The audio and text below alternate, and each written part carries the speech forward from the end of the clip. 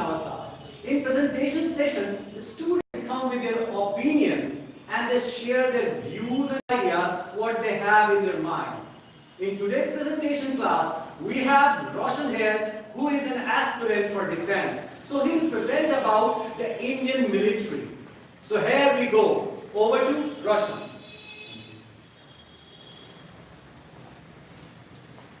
Have you ever imagined a country without defense forces?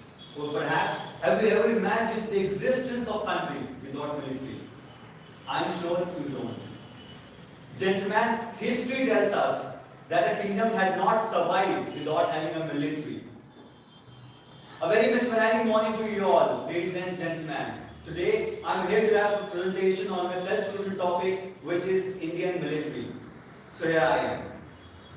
Indian military, which is also known as Indian Armed Forces, has over 1.4 million active personnel.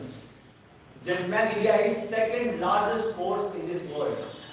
And according to the report, SUSI report 2020, India is third most powerful country in this contemporary world. And the supreme commander of this particular force is the President of India. Well, what's the first thing which comes in your mind when I talk about Indian military?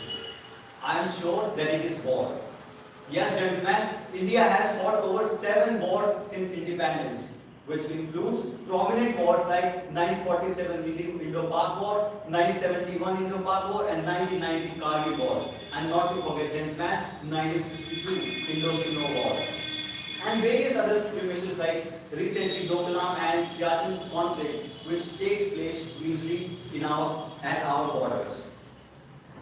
Well, gentlemen, let's discuss the objective of Indian Armed Forces.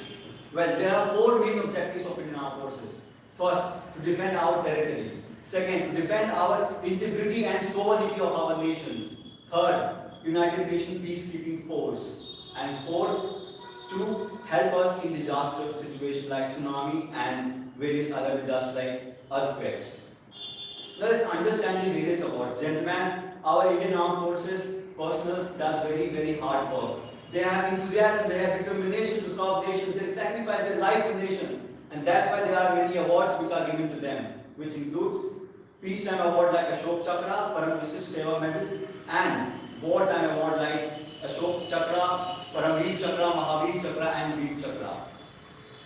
Well, if I talk about the training, these awards could not have been given to them without having a proper training and recruitments. And in our armed forces, always held rallies in our country to recruit soldiers. And for officers, there are many academies.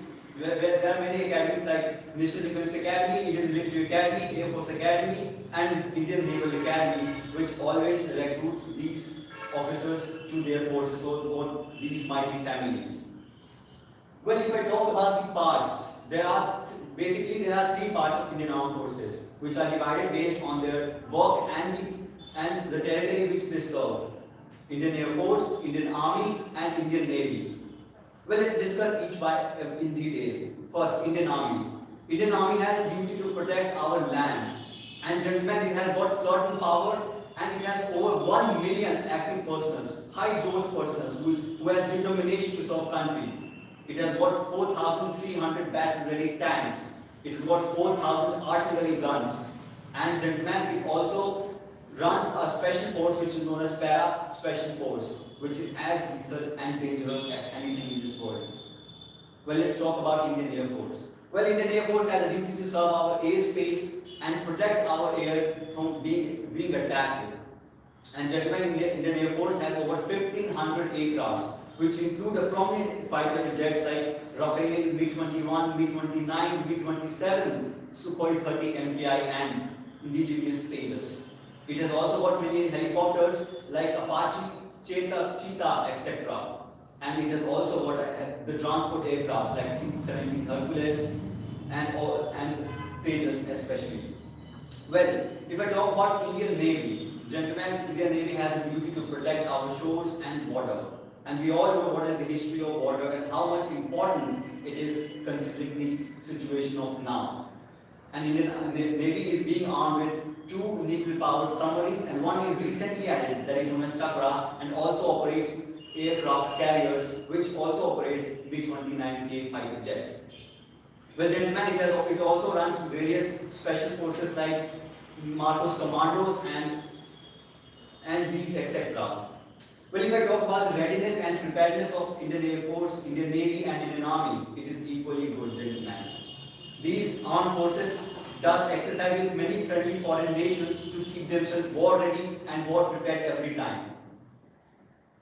Well, as we are heading towards the fourth industrial revolution, gentlemen, modernization has always been a part to consider. And gentlemen, Indian Armed Forces especially has done many extensively job to keep themselves updated and refreshed by modernizing its equipment at a particular time. If I talk about the various new projects of Indian Army, Indian Air Force and Indian Navy, these are Indian Army has included over 300 battle Arjun tanks and many indigenous Tejas, newly inducted Rafales and many more as their indigenous program. Well, it has also got many other things like defense intelligence. Gentlemen, let me tell you about defense intelligence. Like we have defense intelligence research and analysis wing, International Bureau. And sometimes a piece of information could provide or could be a streak in win and lose of a country. So we know how much important this piece of information is. And defense intelligence has always helped us being alert in many situations. Well, if I talk about weapons of mass destruction, gentlemen, India has always developed and possessed weapons of mass destruction. Well, there are two types of weapons of mass destruction. One is nuclear weapon, second is chemical and biological weapon. And in 1992, India has signed a treaty which states that India has destroyed all of its weapons of biological and chemical. But you will ask why would they do so? Gentlemen, this is because weapons of chemical and biological weapon is not only harmful for environment, but it is also harmful for the human genes. That's why India is one of those first countries who had signed this weapons of this treaty to eradicate all its weapons. But if I talk about the nuclear weapons, India has always possessed, and an unofficial report states that India has over 109 nuclear weapons and has a potential to develop as many as 1,000 nuclear weapons. And gentlemen, I am afraid I will not need to tell you about the destruction what these nuclear weapons can cause. Perhaps you all know in Hiroshima and Nagasaki what these weapons have done. But these weapons are dozen times more lethal and destructive than that of the World War II.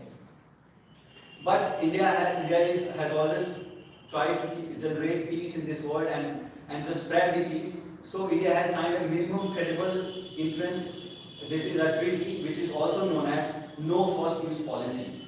This policy states that India will only use these weapons as a retaliation program, not the first one to do so. Well, if I talk about the United Nations peacekeeping forces, gentlemen, India has sent over 1,60,000 forces to United Nations peacekeeping force, and these special forces are spreading peace all over this world. At last, I want to conclude my topic by saying that India has always possessed these weapons of mass destruction as well as various weapons, but the main idea behind all of this is to spread peace among the world. India has never wanted war and will never want war in the future as well. But there are many people I see, they try to defame Indian Armed Forces, our great Indian Armed Forces. But let me tell you, those people who tries and defame these forces, gentlemen, these have sacrificed their lives. There are many more soldiers who has determination to serve country and who have sacrificed their lives. Before doing such things, please once do care to think about their families. Do care to think about their sacrifice and what they have done to the nation. At last, I want to conclude this topic that please, gentlemen, think twice before doing such things, and you and I and we all should be very proud of our Indian Armed Forces that this forces has done extensively well, and I am very much sure that in future as well this force will be done a good or incredible job. Thank you, Jan Jawad.